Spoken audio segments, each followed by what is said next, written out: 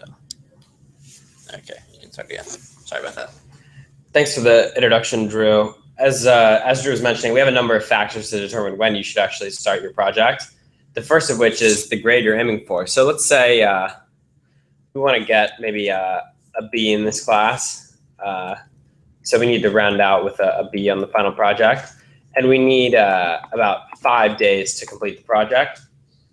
And we think that if we have a few extra days to work on the project, we could do a little bit better, but not much because we're pretty busy. So let's just say we could increase by 2 points every day. And you know, we're approaching the end of our Stanford career, and getting an A is not so important, but we still want to do well for our parents' sake. So let's say it's a 2 out of 5, and then let's say there's a little bit of a grade penalty by the course instructors for not presenting on the day that we were supposed to present.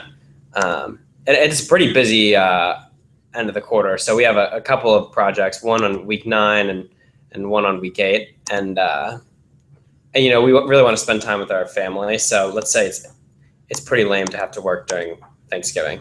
And given these factors, we can then figure out when we should actually start our group project based on the model that my colleague Matthew is going to explain. Thanks, John. So if we run the simulation a few thousand times, we'll see that our model actually tells us it is best to work during Thanksgiving, despite that we've chosen it to be lame. This is because we need time to actually work on our project in order to get that higher grade.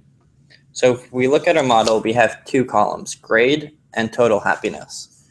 The total happiness comes from the fact that we get additional happiness from getting an A versus a B, as we defined over here, which John set to a 2. So we calculate our grade based off of our base grade, which is the grade we're aiming for, plus any additional points we have from additional dates to complete the project prior to our presentation. And then we determine if we're going to make our presentation date, and if not, we're going to subtract some points from that. And if we do make it, then we kind of don't do anything to our grade. Finally, our total happiness is solely based on if we meet the requirements to get an A or a B, and thus adding or subtracting points from our grid. We've then just calculated what the probability of our presenting every day is based off of the initial fact that only 13 presentations happen on the first day of presenting. Finally, we've run the simulation 10,000 times, and we slightly have a better grade if we work on, well, we have a higher total happiness if we actually begin working on Thanksgiving compared to week 8, because we have major projects on week 8. And our model has determined that a major project is worse for our total happiness than simply working on Thanksgiving. Is that good?